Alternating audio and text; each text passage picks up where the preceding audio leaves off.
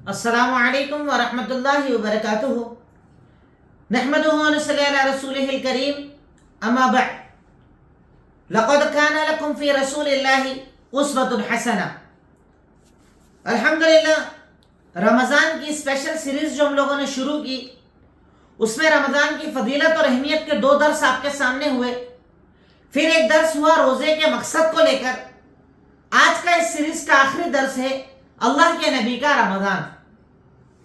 ہماری یہ عادت ہے کہ ہم ہر معاملے میں اللہ کے نبی کی سنتوں کو تلاش کرتے ہیں کہ آپ نے عمل کیسے کیا، آپ نے اس کام کو کیسے پورا کیا، اور اس کے مطابق خود کو ڈھالنے کی کوشش کرتے ہیں، خود کو ویسا بنانے کی کوشش کرتے ہیں، کیونکہ اللہ رب العالمین اس عمل کو قبول کرتا ہے جس پر حکم اللہ کا اور طریقہ محمد الرسول اللہ صلی اللہ علیہ وسلم کا ہو۔ اور اللہ تعالیٰ نے سورہ احزاب آیت نمبر 21 میں ہمیں حکم دیتے ہوئے ارشاد فرمایا، لقد کان لکم فی رسول اللہ اسوۃ حسنہ۔ آپ کے لیے محمد الرسول اللہ صلی اللہ علیہ وسلم کی زندگی میں بہترین اسوہ اور نمونہ ہے۔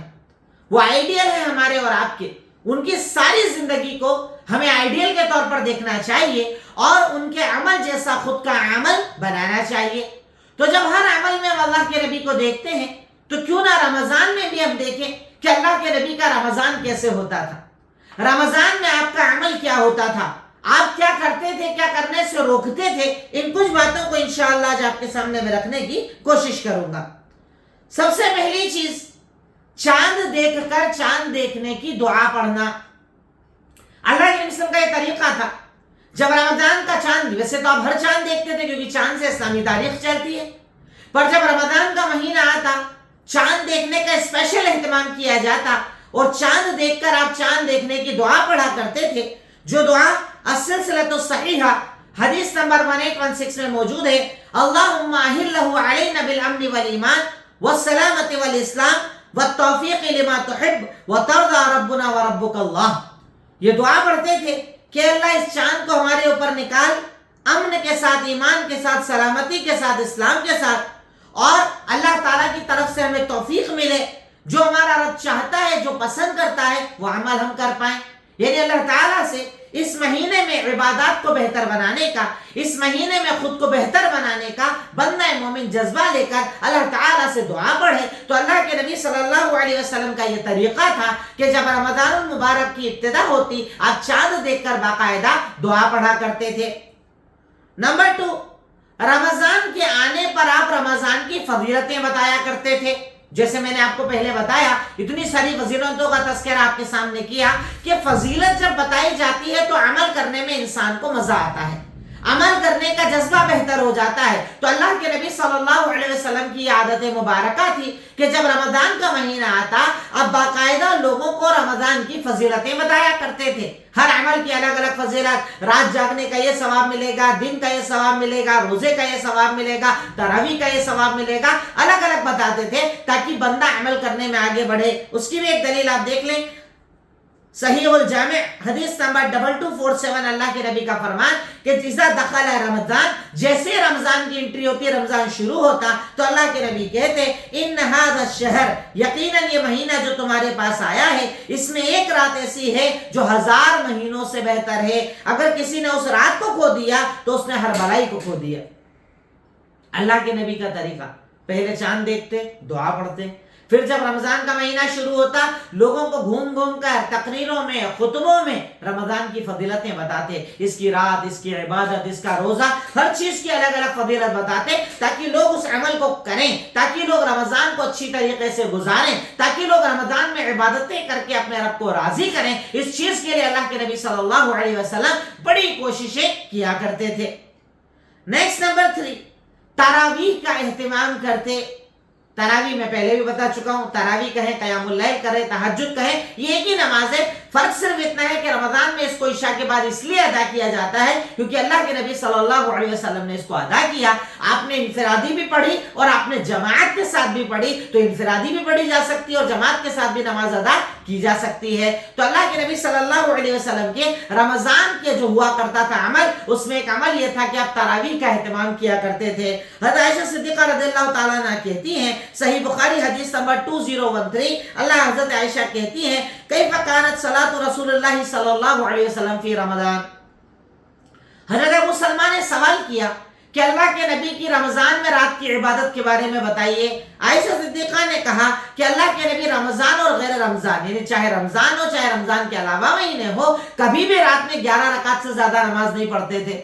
8 تراویح، تہجد، قیام اللیل چاہے آپ اسے جو کہیں، اور 3 وتر. حضرت عائشہ صدیقہ کہتی ہیں کہ اللہ کے نبی صلی اللہ علیہ وسلم رمضان اور غیر رمضان میں 11 رکعت سے زیادہ نماز ادا نہیں کرتے تھے. اور رہی بات جماعت کی کہ اس نماز کو جماعت سے ادا کرنا چاہیے، اس کی دلیل بھی صحیح بخاری حدیث نمبر 1129 کے اندر موجود ہے کہ ایک مرتبہ اللہ کے نبی صلی اللہ علیہ وسلم نماز پڑھنا شروع کرتے تراویح. آپ کے پیچھے لوگ آ کر کھڑے ہو جاتے ہیں اور باقاعدہ آپ جماعت سے اس نماز کو ادا کرتے ہیں. اب تھوڑے لوگوں کو پتا تھا وہ سب آئے اور تراویح کی نماز پڑھ لی. جب دوسری رات آئی ثم صلی من القابلہ، جب دوسری رات آئی تو لوگ تھوڑے اور بڑھ گئے کہ اللہ کے نبی ایک الگ سے نماز پڑھاتے ہیں، اس میں چلنا چاہیے. تو لوگوں نے آئے اور آپ صلی اللہ علیہ وسلم نے نماز پڑھائی. تیسری رات کے بارے میں بھی آتا ہے کہ لوگ اور زیادہ بڑھ گئے. تیسری رات بھی آپ نے جماعت سے نماز پڑھائی، لیکن جب چوتھی رات آئی آپ کمرے سے باہر ہی نہیں نکلے. عشاء پڑھ کر گئے، کمرے سے باہر نہیں آئے. لوگ انتظار کرتے رہے، شور کرتے رہے کہ اللہ کے نبی کو شاید پتا نہیں کہ ہم لوگ باہر انتظار کر رہے ہیں، اللہ کے نبی باہر آ جائیں. اسی حالت میں پوری رات گزر گئی. جب صبح ہوئی تو اللہ کے نبی نے کہا کہ مجھے پتا ہے تم لوگ جو کر رہے تھے، تمہاری آواز وغیرہ میں سب سن رہا تھا، الا انی خشیت ان تفرض علیکم، کہ مجھے اس بات کا ڈر تھا کہ کہیں تمہارے اوپر یہ نماز فرض نہ کر دی جائے اور تم اس کو ادا نہ کر پاؤ.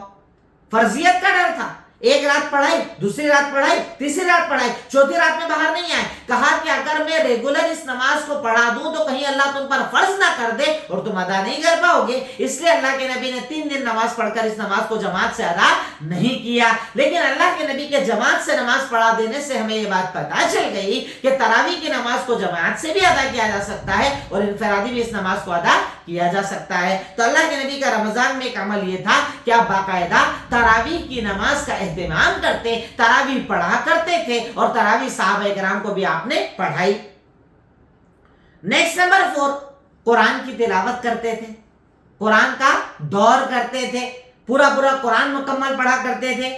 دلیل صحیح الجامع حدیث نمبر 3624 اللہ کے نبی کے بارے میں جو فرمان ہے، ان جبرائیل کان یعارض القرآن کل سنۃ مرہ، کہ جبریل امین آ کر میرے سامنے پورے قرآن کا مراجعہ کرواتے تھے. سال میں ایک مرتبہ یعنی رمضان میں ایک مرتبہ کرواتے تھے. لیکن جس سال اس دنیا سے آپ رخصت ہوئے اس سال میں اللہ کے نبی نے کہا کہ اس سال 2 مرتبہ ایسا عمل کیا گیا.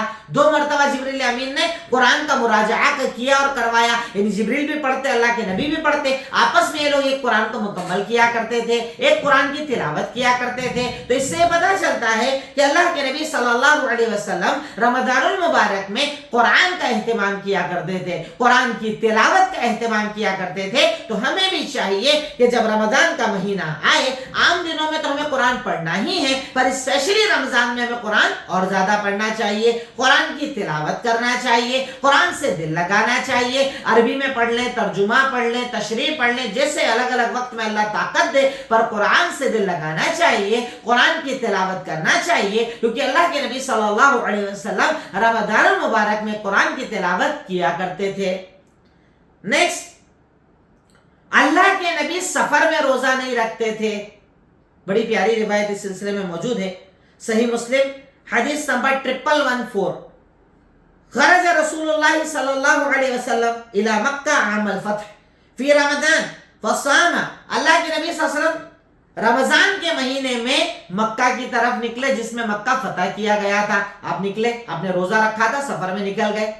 جب عصر کا ٹائم ہوا تو صحابہ کرام نے بتایا کہ دوسرے جو ساتھی ہیں بڑے پریشان ہو رہے ہیں، گرمی کی شدت سے پریشان ہو رہے ہیں، روزے سے پریشان ہو رہے ہیں. تو اللہ کے نبی نے عصر کی نماز کے وقت میں ایک پیالہ منگایا اور پانی پی کر اپنا روزہ توڑ دیا. اس سے پتہ چلتا ہے کہ رمضان میں روزہ نہ رکھنا زیادہ افضل ہوتا ہے. آپ نے روزہ نہیں رکھا، روزہ توڑ دیا. اب اللہ کے نبی صلی اللہ علیہ وسلم کو جب صحابہ کرام نے ایسا کرتے دیکھا، سب نے روزہ توڑ دیا. لیکن کچھ لوگ روزے سے رکے رہے، کچھ لوگوں نے روزہ پھر بھی کنٹینیو کیا. تو اللہ کے نبی نے کہا اولئک العصاة، یہی نافرمان ہے. اسلام کتنا آسانی والا مذہب ہے. اسلام ہم پر کتنی آسانی چاہتا ہے کہ گھر میں ہو، آسانی میں ہو، شہر میں ہو تو روزہ رکھنا ہے، سفر میں روزہ نہیں رکھنا ہے، قضا کر لینی ہے بعد میں، اس وقت روزہ نہیں رکھنا ہے، اپنے آپ کو پریشانی اور ہلاکت اور پریشانی میں نہیں ڈالنا ہے. تو اللہ کے نبی صلی اللہ علیہ وسلم سفر میں روزہ نہیں رکھا کرتے تھے. باقاعدہ آپ نے روزہ توڑا اور لوگوں کو کہا کہ تم روزہ مت رکھو، روزہ نہ رکھو، کیونکہ تم پر مشقت ہو رہی ہے، پریشانی ہو رہی ہے. تو سفر میں روزہ چھوڑنا زیادہ افضل ہے رکھنے کے مقابلے میں. یہ اللہ کے نبی صلی اللہ علیہ وسلم کی طریقہ اور آپ کی سنت تھی. نیکسٹ، رات میں میاں بیوی کا آپس میں ملاقات کرنا جائز ہے، ہم بستری جائز ہے. جیسے دن میں شریعت نے روزے کی حالت میں سے حرام قرار دیا، لیکن رات میں یہ عمل جائز قرار دیا. ورنہ ابتدائی اسلام میں پورے دن کو منع کر دیا تھا، پوری رات کو منع کر دیا تھا. پر جب مشقت کو دیکھا تو شریعت نے کہا صرف روزے کی حالت میں دور رہنا ہے، روزے کے بعد میاں بیوی ملاقات کر سکتے ہیں. اس کی بھی دلیل ہے صحیح بخاری حدیث نمبر 1926. حضرت عائشہ صدیقہ اور حضرت ام سلمہ رضی اللہ تعالیٰ عنہ کہتی ہیں کہ اللہ کے نبی ان کان رسول اللہ صلی اللہ علیہ وسلم لا یصبح جنبا من جماع غیر احتلام فی رمضان ثم یصوم. اللہ کے نبی صلی اللہ علیہ وسلم جنابت کی حالت میں صبح کرتے بنا احتلام کے، یعنی میاں بیوی جو آپس میں ملاقات کرتے ہیں، اللہ کے نبی اپنی ازواج مطہرات سے ملتے، اس سے ناپاک ہوتے، صبح اسی حالت میں اٹھتے اور روزے کو مکمل کیا کرتے تھے. یعنی رات میں اس عمل کو آپ نے جائز قرار دیا. فجر میں اٹھ کر غسل کرتے، نماز پڑھتے، نماز پڑھاتے، لیکن رات میں اس عمل کو کر کے آپ نے امت کو یہ بتایا کہ یہ چیز رات میں جائز ہے. روزے کی حالت میں سے شریعت نے حرام اور ناجائز قرار دیا ہے. پر روزہ نہ ہو، روزے کی حالت نہ ہو، شام کا ٹائم ہو، رات کا وقت آ جائے تو اس چیز کو شریعت نے حلال قرار دیا تاکہ انسان پر سختی نہ ہو، انسان پر پریشانیاں زیادہ نہ بڑھ جائے. نیکسٹ، فجر کی نماز تک بھی غسل اللہ کے نبی نے کیا. ایسا نہیں ہے کہ انسان ناپاک ہو گیا فوراً نہانا پڑے گا، سحری اس حالت میں نہیں کر سکتے، فوراً نہا کر اپنے آپ کو پاک کرنا پڑے گا. اگر کبھی انسان رہ جائے اور فجر کی نماز کا وقت بھی آ جائے، اس وقت بھی غسل کر لے تو روزہ مکمل ہوگا، روزہ مانا جائے گا، روزہ غلط نہیں ہوگا. اللہ کے نبی صلی اللہ علیہ وسلم کا یہ معاملہ موجود ہے صحیح بخاری حدیث نمبر 1930. کان النبی صلی اللہ علیہ وسلم یدرکہ الفجر فی رمضان من غیر حلم فیغسل ویصوم. حضرت عائشہ صدیقہ رضی اللہ تعالیٰ عنہ کہتی ہیں کہ اللہ کے نبی کو رمضان میں فجر کا وقت مل جاتا، جنابت کی حالت میں آپ غسل کرتے اور نماز پڑھا کرتے تھے. یعنی ایسا نہیں ہے کہ سحری اس حالت میں نہیں کر سکتے، ناپاکی کی حالت میں کرے تو روزہ نہیں ہوگا. اگر فجر تک بھی آپ غسل کر دے تو کوئی مسئلہ نہیں ہے، تب تک بھی انسان غسل کر سکتا ہے، نماز کو مکمل کر سکتا ہے، روزے کو مکمل کر سکتا ہے. عائشہ صدیقہ رضی اللہ تعالی عنہا اللہ کے نبی صلی اللہ علیہ وسلم کے بارے میں یہ بات بتا کر ہمیں اس چیز کو بتا رہی ہیں کہ اللہ کے نبی صلی اللہ علیہ وسلم بھی رات میں اس حالت میں اگر ہوتے، صبح آپ غسل کر لیا کرتے تھے. نیکسٹ، گرمی کی شدت ہو یا نہ بھی شدت ہو، روزے کی حالت میں غسل کیا جا سکتا ہے. میں نے ابھی 2-3 سال پہلے کسی ایک جاہل کو، جو دین سے جاہل ہوتے ہیں نا، جو مفتی بنے پھرتے ہیں ہمارے یہاں، دین کے ڈاکٹر بنے پھرتے ہیں، ان کو یہ بولتے ہوئے سنا، ایک بیان کے اندر سنا کہ روزے کی حالت میں غسل بھی نہیں کر سکتے کیونکہ ہمارے جسم میں جو باریک باریک پورس ہوتے ہیں، جو چھید ہوتے ہیں، اس سے پانی اندر چلا جاتا ہے اور پانی اندر گیا تو آپ کا روزہ ٹوٹ جائے گا. اللہ اکبر. اللہ تعالیٰ ہدایت دے سے لوگوں کو جو بنا علم کی باتیں کرتے ہیں. اللہ کے نبی صلی اللہ علیہ وسلم کا یہ عمل موجود ہے کہ آپ روزے کی حالت میں غسل کیا کرتے تھے. دلیل اپنے سامنے رکھیں، سنن ابو داؤد حدیث نمبر 2365. اللہ کے نبی صلی اللہ علیہ وسلم کے بارے میں صحابی کہتے ہیں لقد رأيت النبي صلی اللہ علیہ وسلم بالعرج يصب على رأسه الماء وهو صائم من العطش او من الحر. میں نے اللہ کے نبی صلی اللہ علیہ وسلم کو روزے کی حالت میں دوپہر میں دن میں دیکھا کہ آپ اپنے سر پر پانی بہا رہے تھے، یعنی غسل کر رہے تھے، پانی ڈال رہے تھے اپنے اوپر، یا تو پیاس کی شدت کی وجہ سے یا گرمی کی شدت کی وجہ سے. گرمی شدید تھی، غسل کر لیا تاکہ جسم کو تھوڑا ہلکا پن لگے، جسم کو تھوڑا اچھا لگے، تھوڑا بہتر لگے، گرمی کی تپش اور تمازت ذرا کم لگے، پریشانی ذرا اس کی دور ہو جائے. تو شریعت نے اسے جائز قرار دیا ہے کہ اگر گرمی کا معاملہ ہے، پیاس زیادہ لگ رہی ہے، انسان اپنے بدن پر اگر پانی ڈالے اس سے کوئی فرق نہیں پڑتا، روزے پر فرق نہیں پڑتا، روزہ نہیں ٹوٹتا ہے، کوئی بھی حرج والی بات اس کے اندر نہیں ہے. پر ہمارے یہاں کئی لوگ جہالت میں اس چیز کو بھی ناجائز قرار دیتے ہیں. اللہ تعالیٰ ایسے لوگوں سے ہمیں محفوظ رکھے. نیکسٹ، اللہ کے نبی روزے کی حالت میں سرما بھی لگایا کرتے تھے. اب اس ضمن میں یہ بات یاد رکھیں کہ اگر آئی ڈراپ ہو، کوئی نوز کا ڈراپ ہو جو آپ کو ڈالنا ہو، وہ نہیں کر سکتے، کیونکہ جیسے آنکھ میں ڈالتے ہیں حلق میں آ جاتا ہے، جیسے ہی نوز میں ڈالیں گے ویسے حلق میں آ جاتا ہے، اس سے روزہ ٹوٹ جاتا ہے. تو ایسی دوائی نہیں ڈال سکتے. لیکن اگر سرما لگا رہے لگا سکتے، کوئی حرج والی بات نہیں. سرما لگانے سے روزے پر کوئی فرق نہیں پڑتا. دلیل السلسلۃ الصحیحہ حدیث نمبر 1678، اکتحل وہو صائم. اللہ کے نبی صلی اللہ علیہ وسلم نے سرما لگایا اور آپ روزے کی حالت میں تھے. یعنی روزے کی حالت میں سرما لگانا جائز ہے، شریعت نے اسے ناجائز قرار نہیں دیا ہے. نیکسٹ، اللہ کے نبی سحری کیا کرتے تھے. ہمارے لوگ اپنے آپ کو کئی بار زیادہ متقی بتانے کے لیے سحری نہیں کرتے. صاحب ہم تو سحری نہیں کرتے، بنا سحری کے روزے رکھتے ہیں. یہ سنت نہیں، سنت کے خلاف ہے. اللہ کے نبی کا پورا رمضان اگر ہم پڑھ رہے ہیں اور سن رہے ہیں تو اللہ کے نبی صلی اللہ علیہ وسلم رمضان میں روزے کی حالت میں جب روزہ رکھنا ہوتا تھا تو آپ سحری کیا کرتے تھے.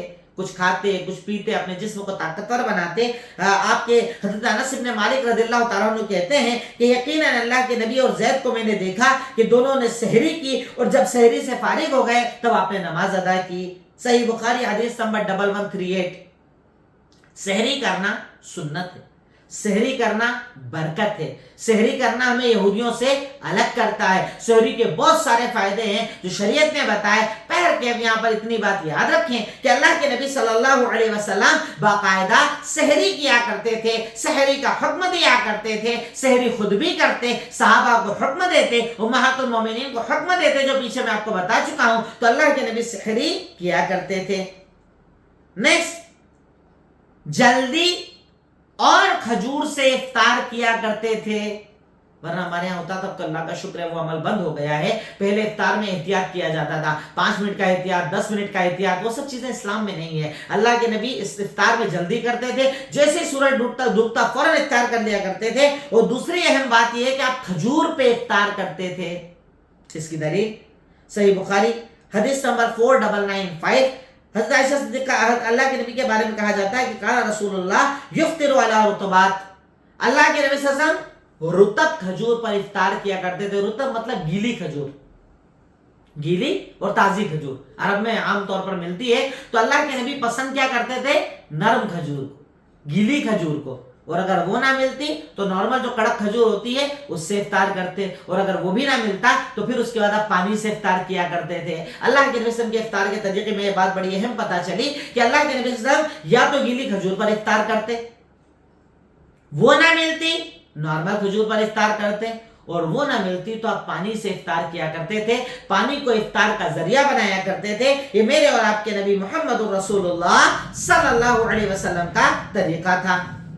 نیکسٹ، آپ افطار میں جلدی کیا کرتے تھے اور سحری میں تاخیر کیا کرتے تھے.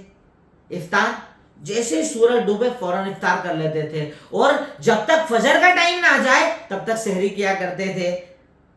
الجامع الصحیح کی حدیث نمبر 2835 اللہ کے نبی صلی اللہ علیہ وسلم کا فرمان، بکروا بالافطار واخروا السحور. افطار میں جلدی کیا کرو اور سحری میں تاخیر کیا کرو. جیسے ہی وقت ہو جائے فوراً افطار کر لیا کرو اور سحری میں تاخیر کیا کرو. آخری وقت تک کھا پی سکتے ہو، شریعت نے اسے جائز قرار دیا. اللہ کے نبی صلی اللہ علیہ وسلم کا یہ عمل تھا اور اسی پر آپ عمل کیا کرتے تھے. نیکسٹ، افطار میں دعا پڑھا کرتے تھے. اب ہمارے ایک دعا چلتی ہے، اللہم لک صمت وعلی رزقک افطرت وبک آمنت وعلیک توکلت. اس طرح کے الفاظ کے ساتھ جو روایت آتی ہے وہ ضعیف روایت ہے. صحیح حدیث سے جو دعا ثابت ہے جس کو آپ اپنے سامنے لکھ کر رکھیں، الجامع الصحیح حدیث نمبر 4678 اللہ کے نبی صلی اللہ علیہ وسلم کی بڑی پیاری دعا، ذهب الظمأ وابتلت العرق وثبت الاجر انشاء اللہ. بڑی پیاری دعا اللہ کے نبی صلی اللہ علیہ وسلم پڑھا کرتے تھے کہ پیاس جاتی رہی، رگیں تر ہو گئی اور ثواب بھی اللہ نے چاہا تو ضرور ملے گا۔ اللہ کے نبی صاحب افطار میں دعا کیا کرتے تھے کہ پیاس چلی گئی، رگیں تر ہو گئی اور اللہ نے چاہا تو ثواب ضرور ملے گا۔ تو ہمیں بھی یہ دعا یاد کر کے پڑھنا چاہیے، ذهب الظمأ وابتلت العروق وثبت الاجر انشاءاللہ۔ اللہ کے نبی صاحب اس دعا کو پڑھا کرتے تھے افطار کے وقت۔ نیکسٹ، کچھ عمل جو اللہ کے نبی روزے کی حالت میں اور کیا کرتے تھے۔ نمبر 1، سخاوت۔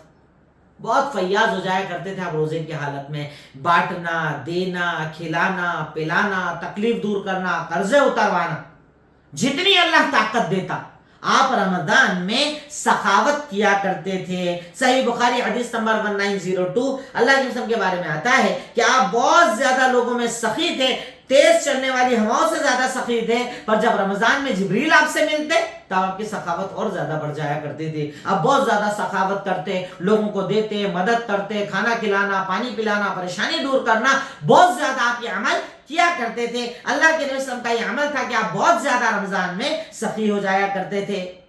انہی عمل میں دوسرا عمل تلاوت قرآن کرتے تھے، قرآن کو پڑھتے تھے، قرآن کا مراجعہ کرتے تھے۔ نمبر 3، دعا کرتے تھے۔ رمضان میں، روزے کی حالت میں، افطار کے پہلے، نماز کے بعد خوب رو رو کر اللہ تعالیٰ سے دعائیں مانگتے تھے، اللہ تعالیٰ سے دعاؤں کا اہتمام کیا کرتے تھے۔ یہ اللہ کے نبی صلی اللہ علیہ وسلم کا طریقہ تھا۔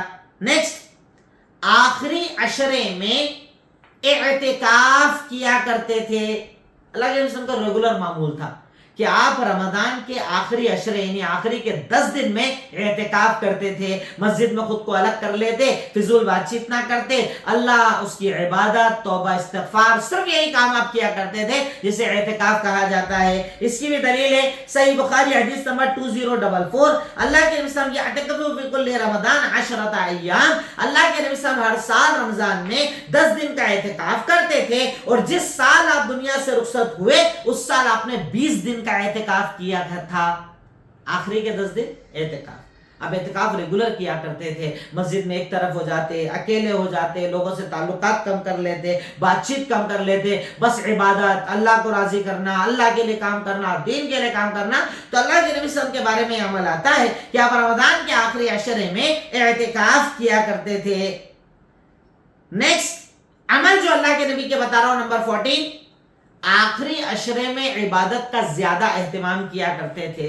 جیسے آخری عشرہ داخل ہوتا، جیسے 19ویں روزے کے بعد 20واں روزہ رکھتا، جیسے 21ویں شب سٹارٹ ہوتی، اللہ کے نبی صلی اللہ علیہ وسلم بہت زیادہ لوگوں کو ابھارا کرتے تھے، اپنے گھر والوں کو بھی جگایا کرتے تھے۔ صحیح بخاری حدیث نمبر 2024 اللہ کے نبی کے بارے میں آتا ہے کہ اذا کان النبی صلی اللہ علیہ وسلم کان اذا دخل فی العشر الاواخر، جب اللہ کے نبی صلی اللہ علیہ وسلم آخری عشرے میں آتے، جب آخری عشرے میں داخل ہوتے تو اللہ کے نبی اپنی کمر کس لیا کرتے تھے، واحیا لیلہ، رات جاگا کرتے تھے اور اپنے گھر والوں کو بھی جگایا کرتے تھے۔ اس سے بات پتہ چلتی ہے کہ ضروری نہیں کہ آخری عشرے کے صرف طاق راتوں میں جاگیں، آخری عشرہ پورا یعنی پوری 10 راتوں کو جاگنا چاہیے، اس میں عبادت کریں، قرآن پڑھیں، دین کا کام کریں، خیرات کریں، صدقات دیں، زکات دیں، جو اللہ نے آپ کو طاقت دی ہے وہ کام ہمیں آخری عشرے میں اور زیادہ کرنا چاہیے۔ آخری عشرے میں کیے گئے عمل کو اللہ رب العالمین اور زیادہ قبول فرماتا ہے۔ تو صحابہ اکرام کا بھی یہی معمول، اللہ کے نبی کا بھی یہی معمول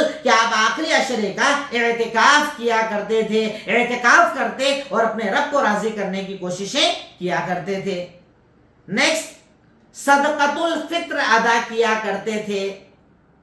جیسے چاند نظر آئے، عید کا چاند نظر آنے کے بعد فوراً 2.5 کلو تقریباً ایک آدمی کی طرف سے دیا کرتے تھے، جس میں اناج بھی ہو سکتا ہے، کشمش بھی ہو سکتی ہے، پنیر بھی ہو سکتا ہے، کھانے پینے کی چیز بھی ہو سکتی ہے۔ اللہ کے نبی صلی اللہ علیہ وسلم کا یہ معمول تھا کہ آپ صدقہ فطر ادا کیا کرتے تھے، خود اپنی طرف سے، ازواج مطہرات کی طرف سے، گھر والوں کی طرف سے آپ باقاعدہ اس کا اہتمام کرتے تھے اور آپ باقاعدہ صدقۃ الفطر کو ادا کیا کرتے تھے۔ اور یہی وہ صدقہ فطر جس کو اللہ کے نبی نے کہا کہ صدقہ فطر روزے دار سے ہونے والی غلطیوں کا کفارہ ہے۔ بولنے میں غلط بول دیا، کوئی غلط عمل کر لیا، بری بات بول دی، کسی کا دل دکھا دیا، ان تمام تمام گناہوں کے کفارے کے طور پر اللہ رب العالمین نے اس عمل کو رکھا ہے۔ صدقہ فطر جب بندہ ادا کرتا ہے اللہ رب العالمین اس کے گناہوں کو معاف کر دیتا ہے، روزے قبول کر لیتا ہے، عبادتیں قبول کر لیتا ہے، یہ اللہ رب العالمین کی طرف سے بندے کے اوپر انعام ہوتا ہے۔